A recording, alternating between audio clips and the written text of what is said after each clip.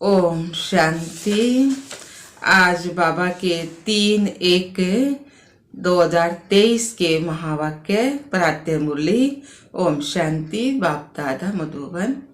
बाबा ने कहा, मीठे बच्चे जी बाबा, यह सृष्टि का जमाना दुख का है।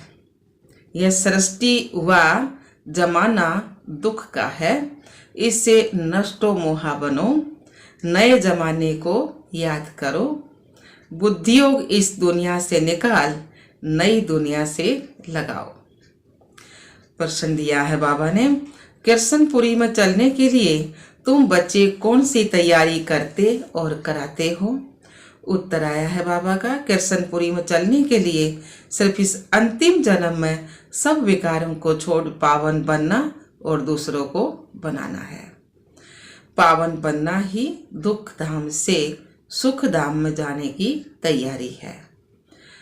तुम सबको यही संदेश दो कि यह डरती दुनिया है, इसे बुद्धि योग निकालो तो नई सतयुगी दुनिया में चले जाएंगे। गीत आया है, मुझको सहारा देने वाले।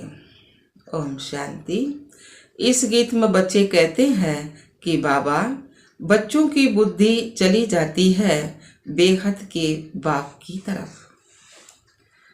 तो जिन बच्चों को अब सुख मिल रहा है अथवा सुख धाम का रास्ता मिल रहा है, समझते हैं बरोबर बाप स्वर्ग के 21 जन्मों का सुख देने आया है। इस सुख की प्राप्ति के लिए स्वयं बाप आकर शिक्षा दे रहे हैं, समझा रहे हैं कि यह जो जमाना है अर्थात इतने जो मनुष्य हैं वे कुछ भी नहीं दे सकते हैं। यह तो सब रचना है, आपस में सब भाई बहन हैं। तो रचना एक दो को सुख का वर्षा दे कैसे सकते हैं? सुख का वर्षा देने वाला जरूर एक रचयिता बाप ही होगा। इस जमाने में ऐसा कोई मनुष्य नहीं जो किसको सुख दे सके। सुखदाता सतगति दाता है ही एक सतगुरु। अब सुख कौन सा मांगते हैं यह तो सभी भूल गए हैं ना, कि स्वर्ग में बहुत ही सुख थे और अभी नरक में दुख है। तो जरूर सभी बच्चों पर मालिक को ही तरस पड़ेगा ना। बहुत हैं जो सृष्टि के मालिक को मानते हैं, परंतु वह कौन है, उनसे क्या मिलता है, वह कुछ भी पता नहीं है। ऐसे तो नहीं मालिक से हमको दुख मिला है। बाबा दुख तो नहीं देते ना, दुख तो नहीं मिला ना, बाबा तो सुख देते हैं। दुख तो अपने कर्म अनुसार मिलता है ना। तो बाबा ने कहा, याद करते ही है उनको सुख शांति के लिए। भगत भगवान को याद करते हैं जरूर प्राप्ति के लिए ना। दुखी हैं तब सुख शांति के लिए याद करते हैं। बेहद का सुख देने वाला तो एक है ना, बाकी हद का आधा कल्प सुख तो एक दो को देते ही, अलफ काल का, बाकी एक दो को अलफ काल का, थोड़े समय का सुख तो एक दो को देते ही रहते हैं। तो वह कोई बड़ी बात नहीं है। तो बाबा ने कहा, भगत सभी पुकारते हैं एक भगवान को, जरूर भगवान सबसे बड़ा है ना, उनकी महिमा बहुत बड़ी है, तो जरूर बहुत सुख देने वाला होगा।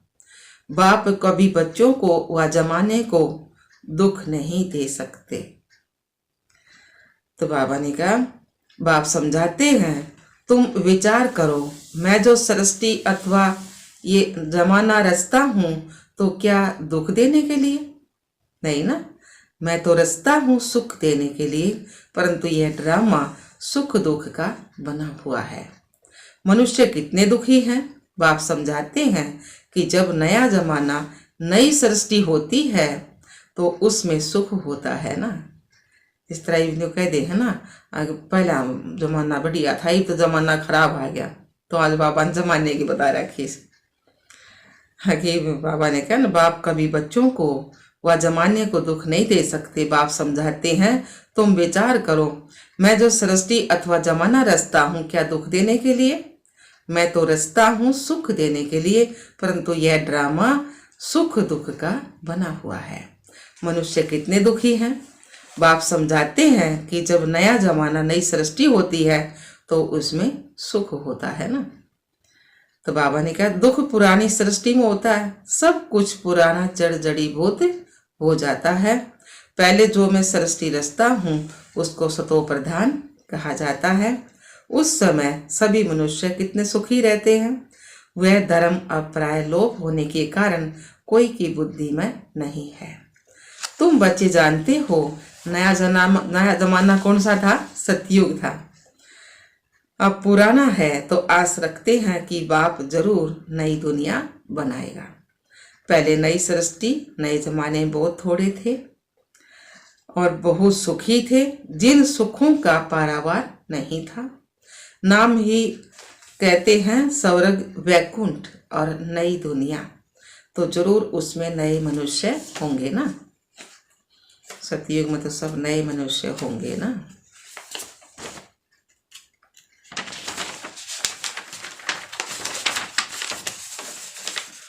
जरूर वह देवी देवताओं की राजधानी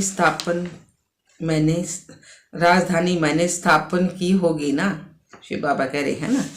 तो नहीं तो जब कलयुग में एक भी राजा नहीं, सब कंगाल हैं, फिर एकदम सतयुग में देवी देवताओं की राजाई कहाँ से आई? यह दुनिया बदली कैसे? परंतु सभी की बुद्धि इतनी मारी हुई है जो कुछ भी समझते नहीं है। बाप आकर बच्चों को समझाते हैं, मनुष्य मालिक पर दोष धरते हैं कि वही दुख सुख देते हैं, परंतु ईश्वर को तो याद ही करते हैं कि आकर हमको सुख शांति दो। दोनों तरह का ले है ना, तो भाई कोई वो दुख दे है, वो सुख दे है, न्यू भी कह दे हैं और फिर कह दे हैं आग भाई याद करें है कि आकर हमको सुख शांति दो। तो बेचारे अंधेरे मोरे का दिए तो स्वीट होम में ले चलो, फिर पारट में तो जरूर भेजेंगे ना। कलयुग के बाद फिर सतयुग जरूर आना है। मनुष्य तो रावण की मत पर है, तो श्रेष्ठ मत तो है ही बाबा की श्रीमत। तो बाबा ने कहा, बाप कहते हैं मैं सहज राजयोग सिखलाता हूँ, मैं कोई गीता का श्लोक आदि नहीं गाता हूँ जो तुम गाते हो। क्या बाप बैठ गीता सिखलाएंगे? मैं तो सहज राजयोग सिखलाता हूँ। स्कूल में गीता कविताएं सुनाई जाती हैं क्या? स्कूल में तो पढ़ाया जाता है ना। तो बाप भी कहते हैं तुम बच्चों को मैं पढ़ा रहा हूँ, राजयोग सिखला रहा हूँ। मेरे साथ और कोई का भी योग नहीं है। सब मेरे को भूल गए हैं, यह भूलना भी ड्रामा में नोंद है। मैं आकर फिर याद दिलाता हूँ, मैं तो तुम्हारा बाप हूं ना। कितने प्यार से बाबा कह रहे हैं, मैं तो तुम्हारा बाप हूं ना। तो मानते भी हो इनकॉर्पोरियल गॉड है, तो उनके तुम भी इनकॉर्पोरियल बच्चे हो। तो बाबा ने कहा निराकार आत्माएं तुम फिर यहाँ आते हो पारट बजाने। तो बाबा ने कहा सभी निराकार आत्माओं का निवास स्थान कहाँ है? निराकारी दुनिया में है ना। जो ऊंच है यह साकारी दुनिया, फिर आकारी दुनिया और फिर ऊपर है निराकारी दुनिया, सबसे ऊपर तीसरे तबके पर है। तो बाप सम्मुख बैठ बच्चों को समझाते हैं, हम भी वहाँ के रहने वाले हैं। जब नई दुनिया थी तो वहाँ एक धर्म था ना, जिसको हेवन कहा जाता है। तो बाप को कहा ही जाता है हेवनली गॉड फादर। कलयुग है कंसपुरी, सतयुग है किरसनपुरी। तो पूछना चाहिए अब तुम किरसनपुरी में चलेंगे? बाबा कह रहे ना कलयुग तो है कंसपुरी और सतयुग है किरसनपुरी। तो बाबा ने कहा उनसे पूछना चाहिए कि अब तुम किरसनपुरी में चलेंगे? अगर तुम किरसनपुरी में चलना चाहते हो तो पवित्र बनो। जैसे हम तैयारी कर रहे हैं दुख धाम से सुख धाम में चलने की, ऐसे तुम भी करो। तो उसके लिए विकार जरूर छोड़ने पड़ेंगे। यह सब का अंतिम जन्म है, सभी को वापिस घर जाना है। क्या तुम भूल गए हो? 5000 वर्ष पहले ये महाभारी लड़ाई नहीं लगी थी, जिसमें सभी धर्म विनाश हुए थे।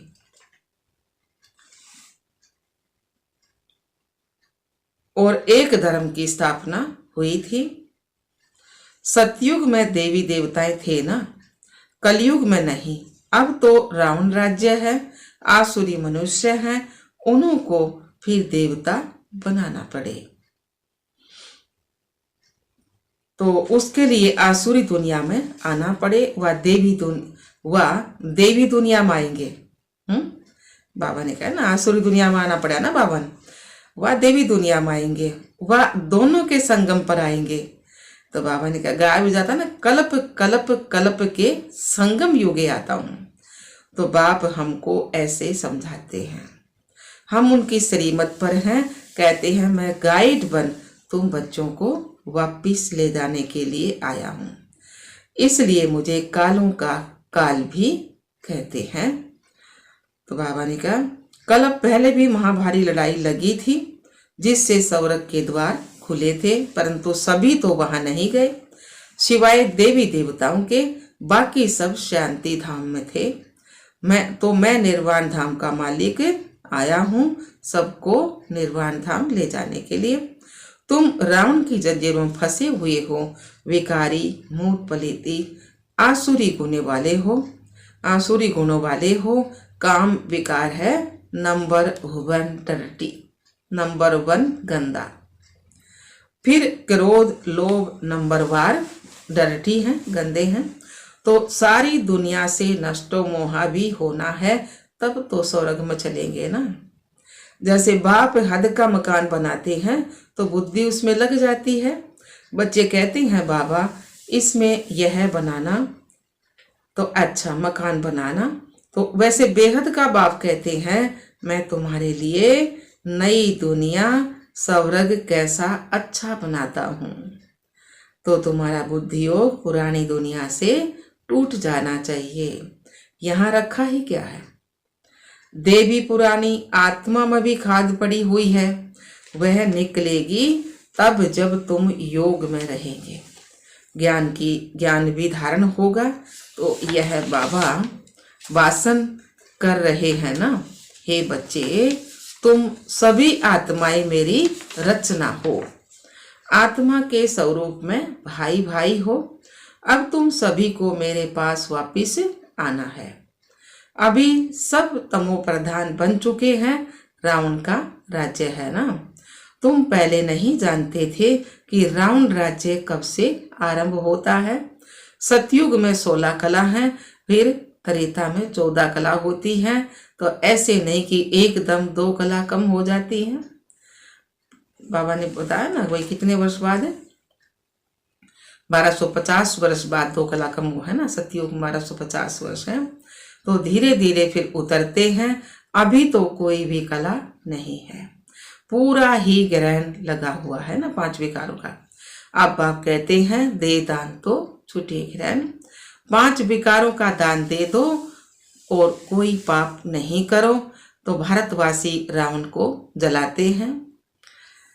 जरूर रावण का राज्य है, परंतु रावण राज्य किसको कहते हैं, राम राज्य किसको कहते हैं, यह भी नहीं जानते हैं। कहते हैं राम राज्य हो, नया भारत हो, परंतु एक भी नहीं जानते कि नई दुनिया, नया भारत कब होता है। सभी कब्र में सोए पड़े हैं। बाबा के बच्चन तो पता लग गया ना, नया भारत है, नई दुनिया सतयुग में होगी ना। तो अब तुम बच्चों को तो सतयुगी झाड़ देखने में आ रहे हैं ना, नजदीक है ना। तो यहाँ तो कोई देवता है नहीं। तो यह बाप आकर सब समझाते हैं, मात पिता तुम्हारा वही है। मात पिता हमारा शिव बाबा है ना, स्थूल में फिर यह मात पिता है। तुम मात पिता उनको गाते हो, सतयुग में तो ऐसे नहीं गाएंगे। वहां न कोई कृपा की बात है, वहां मात पिता का बनकर फिर लायक भी, यहाँ मात पिता का बनकर फिर लायक भी बनना पड़ता है ना। तो बाप समर्थी दिलाते हैं, हे भारतवासी तुम भूल गए हो तुम देवता पहले कितने धनवान थे। भूल गए ना, बाबा ने याद दिलाई ना आकर। कितने समझदार थे, अब बेसमझ बन देवाला मार दिया है। ऐसा बेसमझ माया रावण ने तुमको बनाया है ना, तब तो रावण को जलाते हो। दुश्मन का एफिजी बनाए उनको जलाते हो। तुम बच्चों को कितनी नॉलेज मिलती है, परंतु विचार सागर मंथन नहीं करते।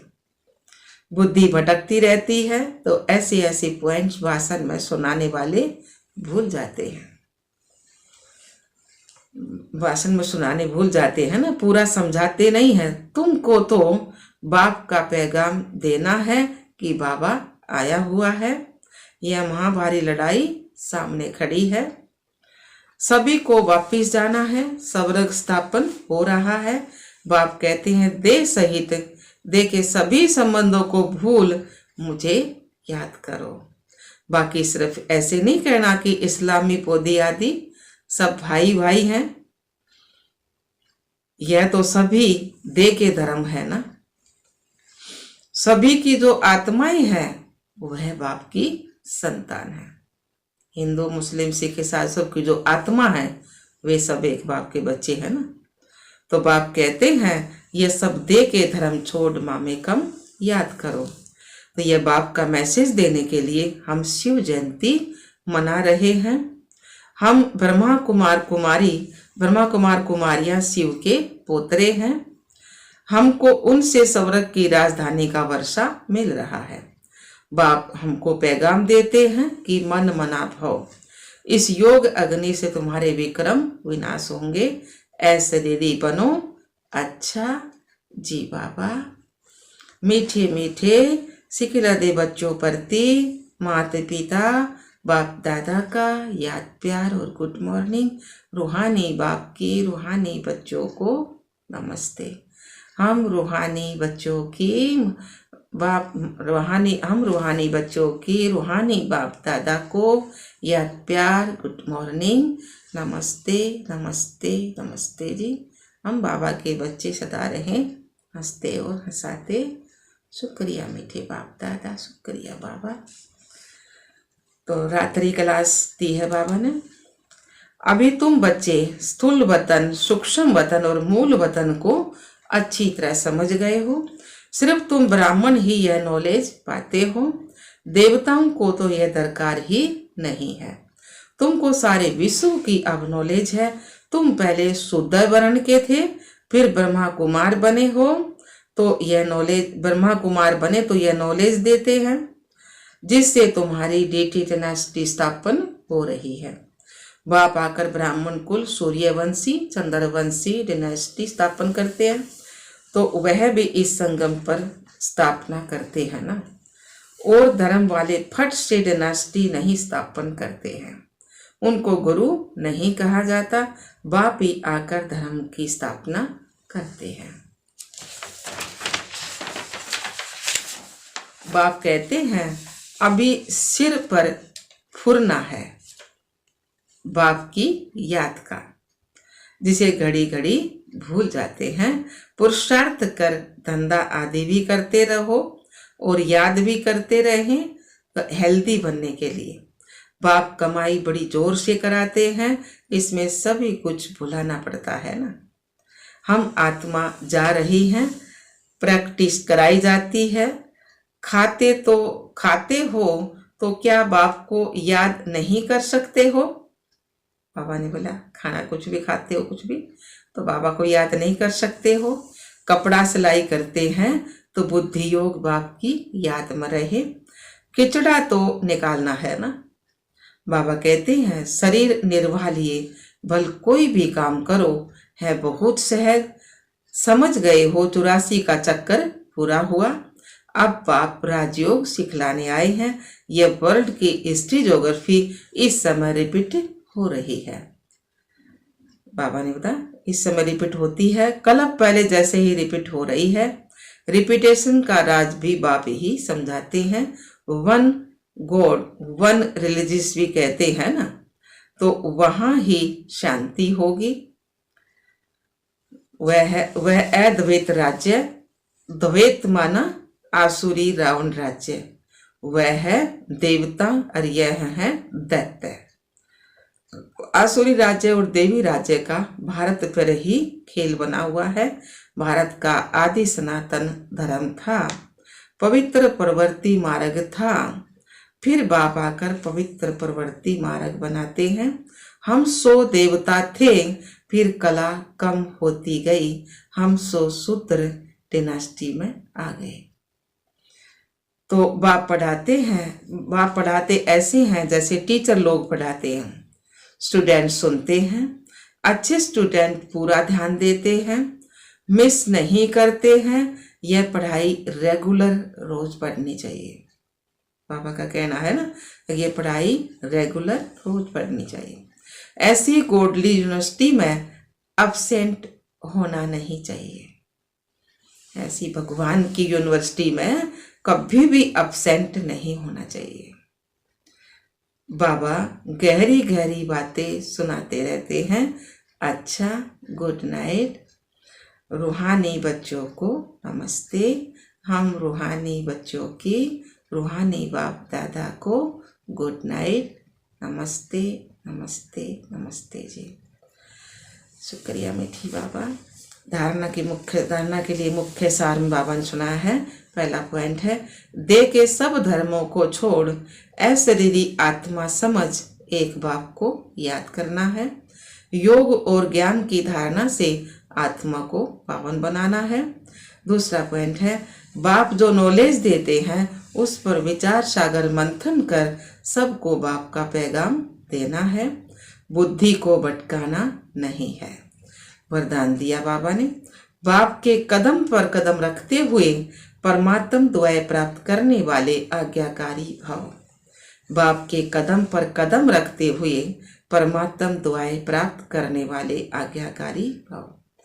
सार में दिया है बाबा ने, आज्ञाकारी अर्थात बाप दादा के आज्ञा रूपी कदम पर कदम रखने वाले।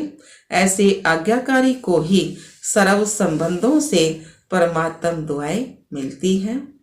यह भी नियम है, साधारण रीति भी कोई किसी के डायरेक्शन प्रमाण हाजी कहकर कार्य करते हैं तो जिसका कार्य करते उसकी दुआएं उनको जरूर मिलती हैं। यह तो परमात्म दुआएं हैं जो आज्ञाकारी आत्माओं को सदा डबल लाइट बना देती हैं। श्लोकन आया बाबा का, दिव्यता और अलौकिकता को अपने जीवन का श्रृंगार बना लो तो साधारणता समाप्त हो जाएगी। दिव्यता और अलौकिकता को अपने जीवन का श्रृंगार बना लो तो साधारणता समाप्त हो जाएगी। अच्छा, ओम शांति, ओम शांति बाबा।